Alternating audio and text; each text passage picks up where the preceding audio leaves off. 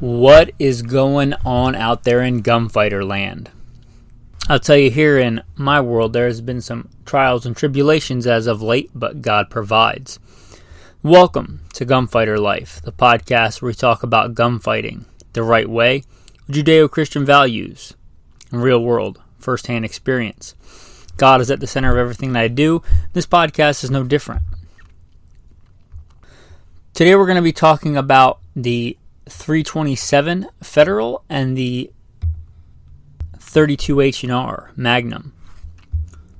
Hidden gems or pointless de-evolution of revolver cartridges. Anyway, that's what we're going to discuss today. I am humbled that you guys listen. I truly am. That you guys come here for information, for advice, for opinions. I am honored and humbled that you guys do that. I see it as a great blessing. I'm even more humbled by the people that step up and want to be an active part of the podcast and support it and become a patron. And I just want to say a sincere thank you to those people. And if you want to become one of those people, you can go to Patreon. There should be a link in the show notes. With that, I'm going to plug in the bio and then we'll get into the main topic. Who am I? A question we should all ask ourselves. I am, first and foremost, a servant of God, made in His very own image, a follower of Jesus Christ, a simple man called by God to the Great Commission to share the good news of Jesus Christ. Next, a little bit about my background and what God has allowed me to do and blessed me to do in life. Grew up what most would consider very poor in the backwoods of the southeastern and mid-Atlantic United States, hunting and fishing. Joined the Marine Corps at 17. Did a couple of combat tours in Iraq. So a decorated Marine Corps combat veteran. Infantry assaultman. After the combat tours, I was an urban warfare instructor for the United States Marine Corps under Mojave Viper. I also served in the U.S. Army, both full-time and part-time National Guard. Also a veteran of law enforcement. I served with L.A.P.D. I was a sworn peace officer, a cop for L.A.P.D. I worked regular patrol assignments and more specialized assignments. One of those more specialized assignments was warrant service, fugitive recovery. Also had some other law enforcement roles. I am an F.B.I. certified firearms instructor and been certified by another 3-letter government agency in a lot of firearms and training things. I've also been a private contractor, worked in the private sector, pertaining to tactics and gunfighting and protecting America from enemies foreign and domestic. I served as the commander of a tactical team to stop active shooters in a large metropolitan area. That was our primary mission, to stop active shooters, which sadly are a thing in America today. I've also been blessed to do quite a bit of competition shooting. Started my first formal competitions even before joining the Marine Corps at 17. I had won more shooting competitions than I can remember. I have competed in all manner of disciplines in shooting. I've been blessed to be a state rifle and pistol champion, West Coast regional champion. Like I said, been blessed to win more shooting competitions than I can remember. Mentioned hunting. I've hunted to put meat on the table starting when I was a child. I've also been a professional big game hunter and guide, hunting and slaying all manner of beast. And I don't apologize for that. Humbled to be the host of 3 podcasts. Simple Man Sermons, Alpha Male Podcast, and Gunfighter Life. Obviously, as things not mentioned, I've been blessed to do many other things. But, again, first and foremost, I'm a servant of God, a believer and follower of the Bible, the Word, Jesus Christ. And I don't apologize for that. With that, let's transition into today's topic.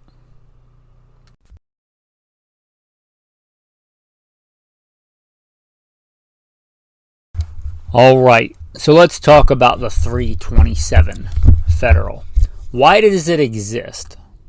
Was it just created to separate you from your money because they knew a certain portion of the people would buy it, and that's pretty much why they made it? Does it really offer anything? I'd say yes, it does. It does offer something.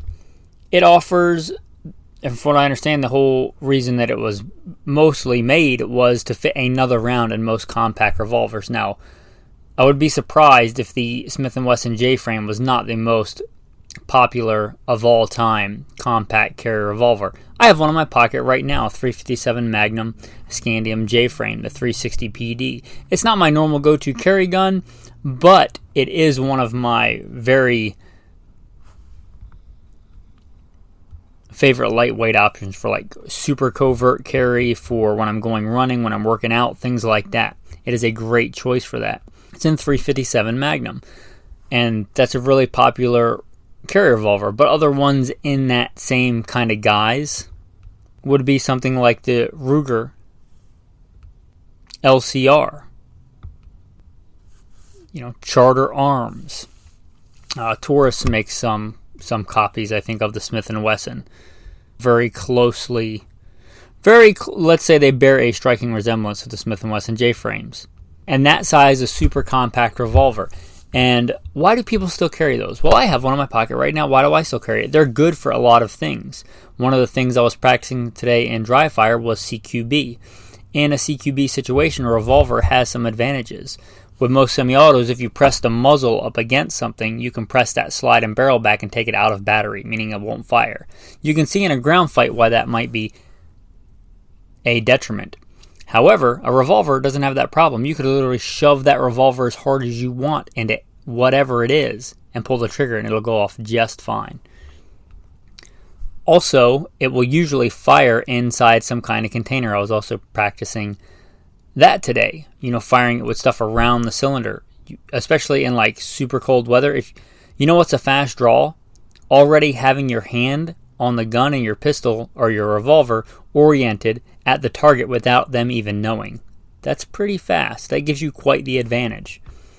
And a revolver can be fired out of a pocket and it won't interfere with the operating system of the gun. Usually, I guess it's possible that some kind of fabric or something, depending on the pocket, could get in between the cylinder and the frame. I've never had that happen or seen that happen, but it's much more likely to be able to be fired repeatedly inside a jacket pocket, a coat pocket, something like that. With the weather getting colder, you can see why that would be an advantage. There's a lot of advantages to the revolver. So these are still popular. They're a good choice, I think. They're not my main go-to everyday carry, but it's a viable option. And they still are. And the 327 Federal was kind of designed in that same size, that Smith & Wesson J-frame. I'm going to stick with that because it's what I have, what I own, and what I'm most familiar with, and it's probably the most popular. I'd be surprised if it wasn't. In that Smith & Wesson J-frame, you can get another round. So you go from 5 rounds to 6 rounds.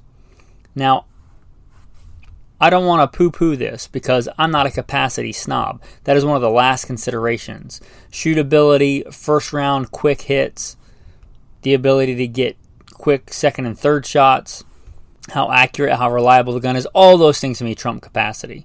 And I'm not for like capacity bans or anything like that. I think you ought to be able to carry as many as you want. If you want to carry 20 round mags for your pistol, rock on. I sometimes do. But it's not my primary thing because I don't think it comes into play most of the time in most gunfights, especially with good marksmen.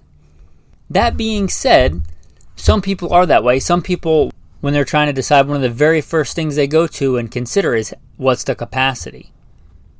For somebody like that, this may be more important to them. It goes from 5 rounds to 6 rounds. which as a percentage is far more than, let's say, does it hold 15 rounds or does it hold 17 rounds? Some people make a choice just based on that, the 17 versus 15.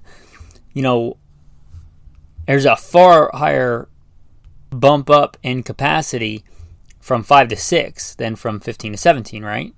At least as far as percentages go. When you only have a few shots, that one more shot, right? Some people might think that's crucially important.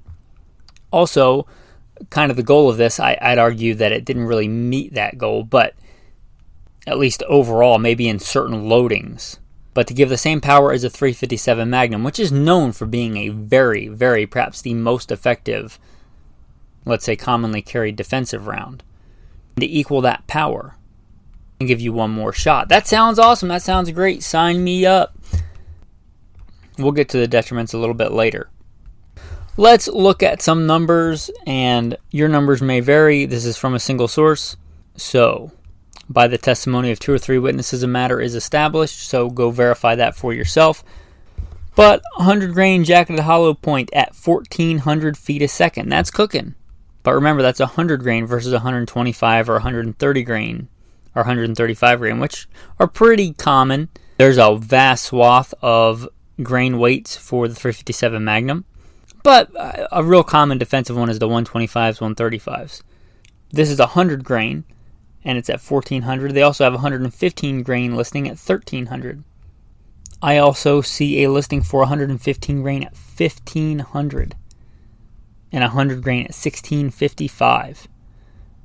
Those are some pretty impressive numbers.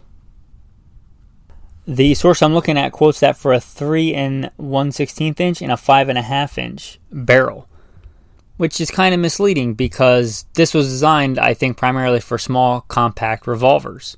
I don't know what kind of velocities you're going to get out of an 1 7/8, which I believe is a standard on J-frames, or even a 2 inch, very small revolver. I don't know how much that velocity is going to drop. But those are pretty impressive numbers, right? Give credit where credit is due. 100 grain or 115 grain, which is a real common 9mm loading, right? And that's going at 1300 feet a second. Those are decent numbers. I'm not going to lie. Those are decent numbers. Now, let us consider some of the drawbacks to this. Well, when's the last time you remember seeing 327 Federal Magnum on the shelf at the store? Okay, maybe you have seen it recently. But it's far, I don't think anybody would argue that it's not far less common than 357 Magnum or 38 Special. Right, so you're giving up all that commonality of being able to get ammo and finding ammo when times are tough or things like that. Another one for me is on paper, maybe you could get some loads that equal the 357 Magnum in power on paper. But it's not a street-proven round, and that's the big hang-up for me, right? It's not a street-proven round. There's a difference between numbers on a page and people in the dirt, to put it bluntly. The 357 Magnum and the 38 Special have a long track record. 357 Magnum, if I remember correctly, has been around since the 30s. The 327 has been around since 2007, and kind of a flash in the pan, right? It still exists. People still chamber stuff for it, but kind of a flash in the pan. I don't think it has a street-proven track record. Certainly not to the extent of the 357 Magnum. Again, 357 Magnum with that 135 grain hollow point, depending on the loading, is known for being a good handgun stopping round. And at least in the world of handguns, where handguns aren't great stoppers in the first place. 357 Magnum has that reputation, and I think deservedly so. So, to me, that's the big hang-up. Yeah, on paper, maybe it has decent power, but I don't like to trust my stuff to things that are academic, right? That's like reading book after book after book on how to throw the perfect punch and how to disable your opponent, right? Versus somebody that's never read a book but has spent a bunch of time hitting the bag at the gym. Which one do you want in a fight to back you up? You want the guy that's done it a bunch. Well, the 357 has done it a bunch. Another thing is, if you don't know, E equals MC squared. Who'd have thought you'd be getting a physics lesson from former Marine Corps grunt? It's okay, you can trust me. I went to the School of Infantry. But E equals mc squared. Energy equals mass times velocity squared. That squared is what I want to focus on. If you look at that, if you up the velocity, you get, at least on paper, quite a bit more power, energy foot-pounds at least, because it's velocity squared. There is a big argument as to whether that extra velocity and those extra foot-pounds make that much of a difference or not. They certainly look impressive on paper. A lot of ammunition companies do that, right? That's why, a big reason why a lot of people think that the 300 Win Mag is better for hunting large game than the 30-06 or the 308. Whether it actually is or not, that's up to you to decide, but a lot of people think that because of that number. They basically take a very similar or the same projectile in a lot of cases and bump it up faster. Not only does the velocity go up, but the energy goes up squared, so quite a bit more. Well, that's kind of how the 327 achieves that power level. And because the velocity is bumped up and the mass is lower, it should just, the inverse of that, how that physics works, it should give you less recoil if it had the same numbers on a page as 357 Magnum. So the people that tout this round as being so awesome, saying you could shoot something as powerful as the 357 Magnum with less recoil. Well, yeah, maybe. My issue with that is if I want less recoil, then I bump it back down to the 38 Special, or the 38 Special plus P, right? That's one of the great things about the 357 Magnum. Any revolver chambered in it that I'm aware of can fire 38 Special plus P and 38 Special. So if I want less recoil, I'll bump it down to the 38 Special plus P. If I want to bump it down even less, I will bump it down to the 38 Special. All three of those are far more common than the 327 Federal. And if I bump back down to 38 Special, I still get a very street-proven round. People look at that round as underpowered, but you got to remember that the police officers in this country carried 38 Special for a long, long time. I would argue that a 148 grain or 158 grain semi-wad cutter or wad cutter round, they have a proven track record. Are they the best? No. But at least they have a reputation, right? They have the stats that they work. Again, the 327, not so much. But I'd rather take a loading that has a good street proven reputation than a loading that looks better on paper that's unproven. That's just me. You may feel completely the opposite, and that's fine. If you wanted even less recoil and a gun chambered for the 327, or a gun chambered in this next round, because it came out first, the 32H&R. I didn't even know this, but the 32H&R was, I guess, introduced the year I was born. So you can go look that up and figure out what year I was born if you care that much. But it's quite a bit older than the 327 Federal. It's funny when I think of something like the 327 Federal as being like pretty much a brand new cartridge, and it's been around since 2007. But anyway, this has been around quite a bit longer. So this is basically similar in dimensions, just a little bit shorter. So in a revolver that'll shoot it, you could shoot, in a revolver that will shoot 327 Federal, you could shoot 32H&R Magnum. These loadings, I'm looking at a 77 grain at 988, a 100 grain at 1200, a 90 grain at 1227, an 85 grain at 1263. It's a little bit less powerful. It's still some pretty impressive numbers. And I assume when they came out with this, they were trying to do the same thing, right? They were, because remember, the first gun I ever saw this in was a Smith & Wesson J-frame. This was quite a while ago. You know, it was designed, I think, and marketed as you get a increase in firepower over your normal revolver. And those aren't bad numbers. Again, those aren't bad. You get into the same problem with the 327, though. If you want even less recoil, the 327 Federal will also shoot the 32 Smith & Wesson. Now, I am not, nor is anybody listening to this alive, walking around on this earth still breathing continuously, as old as this cartridge. 1878 Smith & Wesson. For their pocket revolvers. Originally designed, as you might surmise from the year, as a black powder cartridge. You can shoot this cartridge in there too. You are looking at 85 grains at 705 or 98 grains at 705. Those are not impressive numbers. That would be a very mild round. Why might you want to shoot this? Well, for less recoil, for practice, if you're just practicing your draw at, 5 yards, something like that. You wanted a new shooter to shoot it. J-frames have quite a bit of recoil for their caliber, though that's so mild I think even that would be fairly manageable for most people. So it'll shoot all three of those cartridges. Some people will even say that it can shoot the 32, or as I was, the 32 Auto. Because the 32 Auto came out at a time when rimless cartridges weren't the norm. It's a semi-rimmed cartridge, so it should be able to drop in and stop. I've seen conflicting reports on whether you should or shouldn't do this. I don't know. I've never had a 327 Federal Magnum, or I don't know that I've ever had any 32 revolvers. I have had 32 semi-autos, one that I really liked.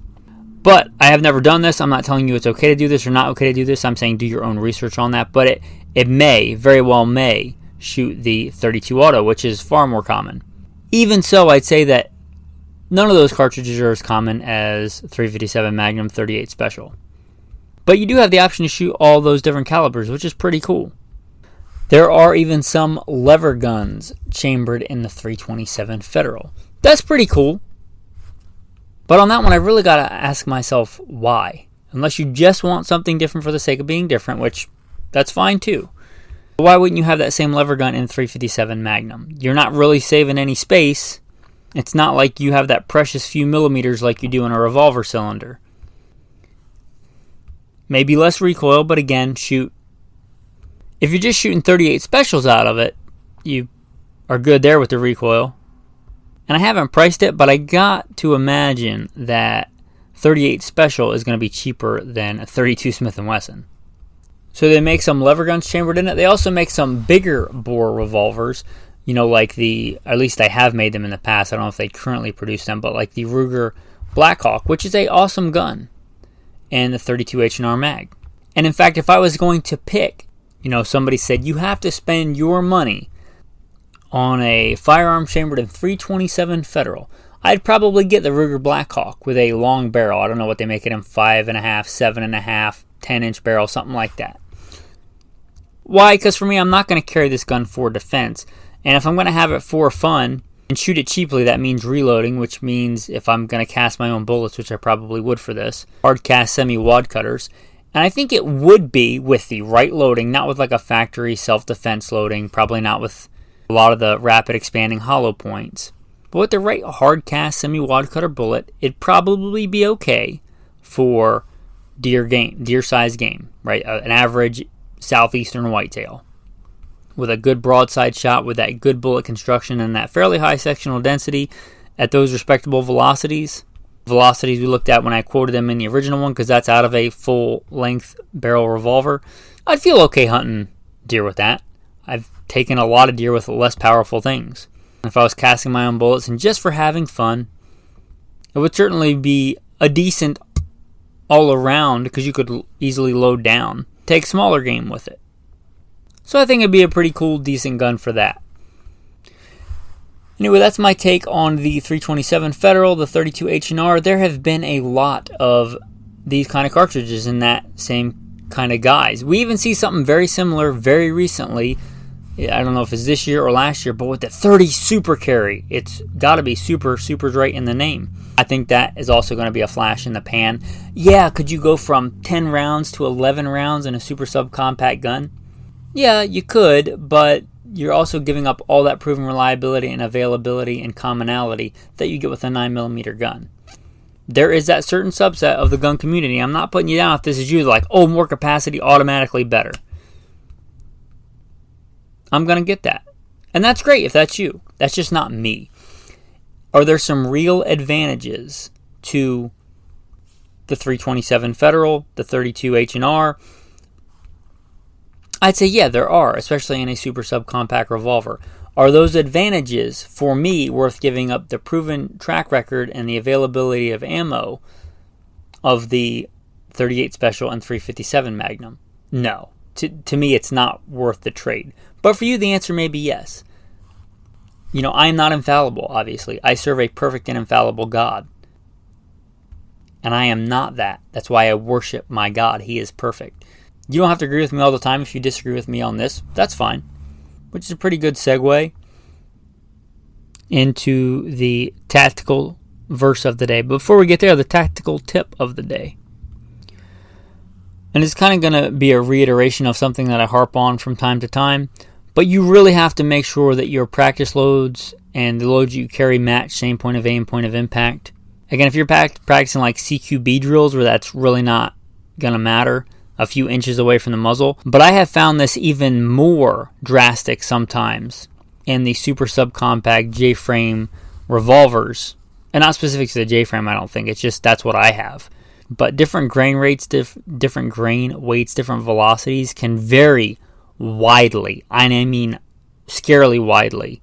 Even at fairly close distances, what we would consider close distance. They can dramatically alter your point of aim, point of impact. So don't think if you're practicing with 130 grain, 38 special rounds and you're carrying 135 grain Spear Gold Dot plus P short barrel load, which is a great load. Got it in my pocket right now. But don't assume that that's going to hit the same point of aim, point of impact. It doesn't. I know that for me in my J-frames, that 135 grain Gold Dot short barrel load does shoot point of aim, point of impact. One of the big reasons is it's in my pocket, that and it has a good proven track record. But make sure with these revolvers you're really doing that and testing your carry load. People think revolvers don't malfunction. That's not true. Mine actually malfunctioned in dry fire today. It's been a while since I cleaned it, and when I was doing my dry fire drills, the trigger was a little gummy and it did not go all the way forward to be able to fire another shot.